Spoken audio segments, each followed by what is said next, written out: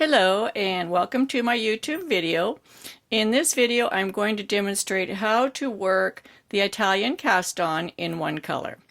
This is a great little cast-on to use for the beginning of ribbing or for the beginning of working in double knitting or brioche or for a tubular cast-on.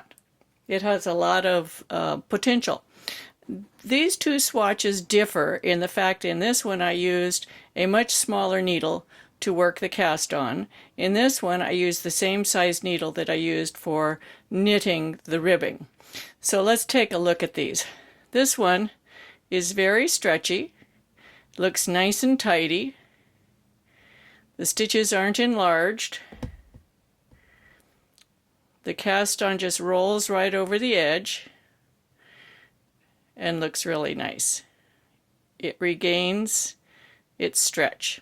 That's the one on the smaller needle. This one was cast on using the same size needle that I used for doing the ribbing, and it's okay, but you can see that it flares a little bit across the bottom.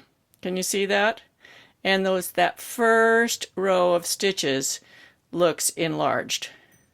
So I'm going to demonstrate doing this on the smaller needle. This is a 3mm needle. This is a 4.5mm needle, and I'm using worsted weight, smooth 100% merino wool yarn. So let's go back down to the regular size. So we're going to start out by casting on the needle. You do need a tail. It's similar to holding the yarn for a long tail cast on. You're going to use the slingshot position. I do not use a slip knot when I start a cast on. I avoid that. I don't like having knots in my knitting. So I just put the yarn over the needle like this. You can twist it like this if you want. And that's what we're going to do for this one. Let me make this big again. So now we're going to do the cast on. So we're going to start out with the needle in this position. The tail's over my thumb, the working yarn's over my finger. We're going to go underneath the finger yarn and grab the thumb yarn. Now, you may see people do it like this. Go under here like a yarn over and over the top of this strand. And if you do that, you'll see that you have a reverse stitch mount. Can you see that? The thumb yarn is there in a reverse stitch mount. I don't care for that method.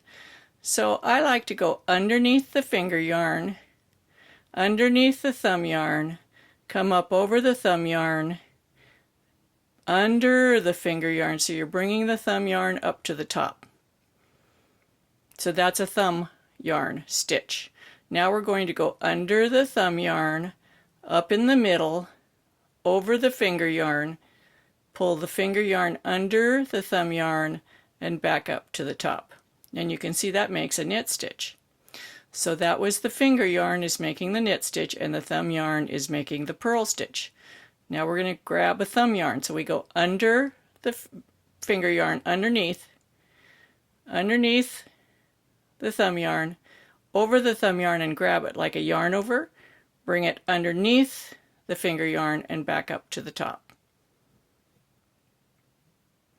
Next one is going to be a finger yarn, so we have to come under the thumb yarn, up in the middle, over the finger yarn, do it like a yarn over, bring it under the thumb yarn, and back up to the top. So that we have these little twists going along the bottom of the needle, and you want to keep those twists on the bottom of the needle. Don't let them come up to the top or twist around the needle, which they're prone to do. So that last stitch we can see was a thumb yarn, so the next one needs to be a finger yarn. Oh, I'm sorry, the last one was a finger yarn, this one has to be a thumb yarn, and we can see that by pulling on the finger yarn. It's the one going around the needle. So we go under the finger yarn, under the thumb yarn, pick up the thumb yarn like a yarn over, bring it under the finger yarn, and back up to the top. Now we need to grab a finger yarn, go down this way, up in the middle, over the finger yarn like a yarn over, back under. Now, you know, on YouTube, they have little settings that you can use that you can speed your videos up or slow them down. Up in the right-hand corner of your screen, there's probably 3 little dots, and you click on that and it goes to the settings, so you can speed up or slow down this video to suit your needs, just in case you need to know that.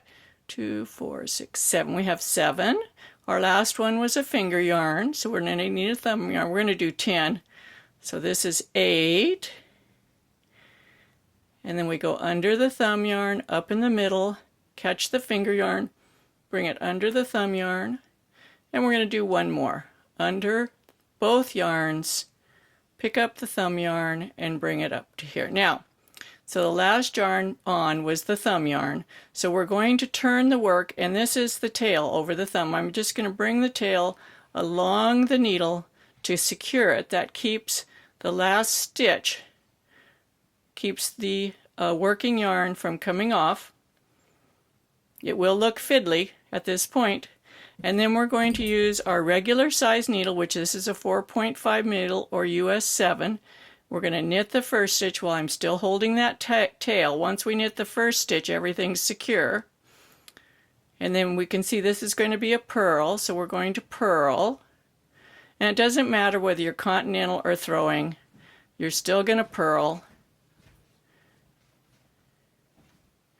Then you move the yarn to the back, and you can see this is going to be a knit, and you can let go of that tail at this time. We don't need to secure it anymore.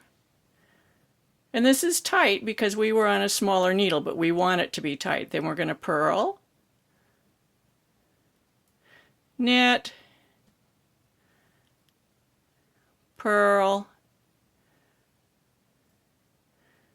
knit,